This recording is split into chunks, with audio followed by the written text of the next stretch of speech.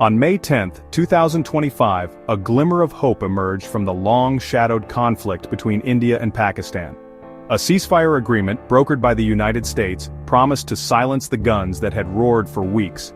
The agreement, announced by former U.S. President Donald Trump, aimed to halt the escalating military confrontation. This confrontation had brought the nuclear-armed neighbors to the brink of a wider war. The ceasefire, however, proved as fragile as the peace it sought to establish. Within hours, the promise of silence was shattered by renewed violence. Accusations flew across the border, each side blaming the other for violating the agreement. The ceasefire, while seemingly short-lived, marked a significant development. It underscored the volatile nature of the India-Pakistan relationship. It also highlighted the role of external actors in mediating a conflict with global ramifications.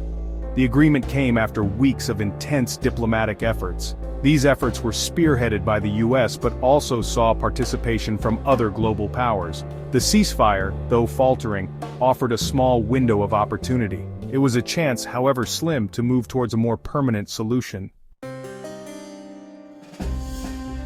The roots of the recent escalation can be traced back to an attack on April 22, 2025. On that day, a militant group, Kashmir Resistance, claimed responsibility for a deadly attack in Indian-administered Kashmir. The attack, targeting tourists in the scenic region of Pahalgam, resulted in the deaths of 26 people.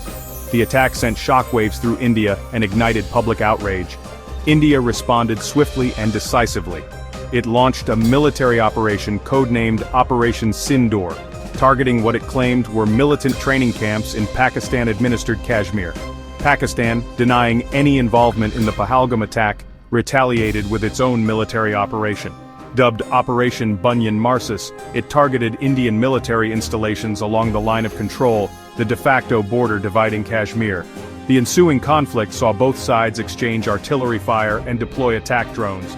Air defense systems were activated as the skies over Kashmir crackled with tension.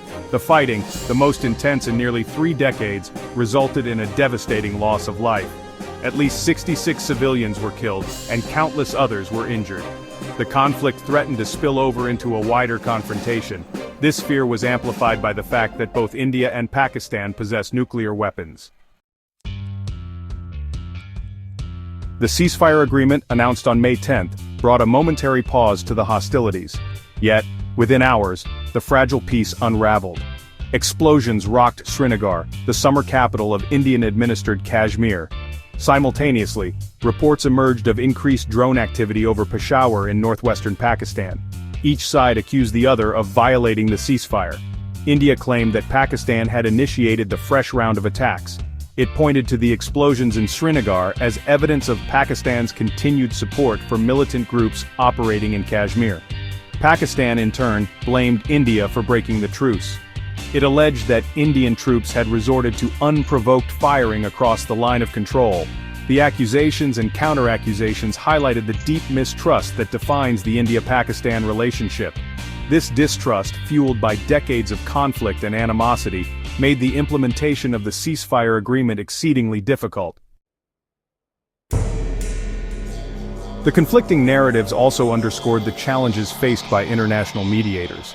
These mediators were tasked with navigating a complex web of political posturing, historical grievances, and strategic calculations.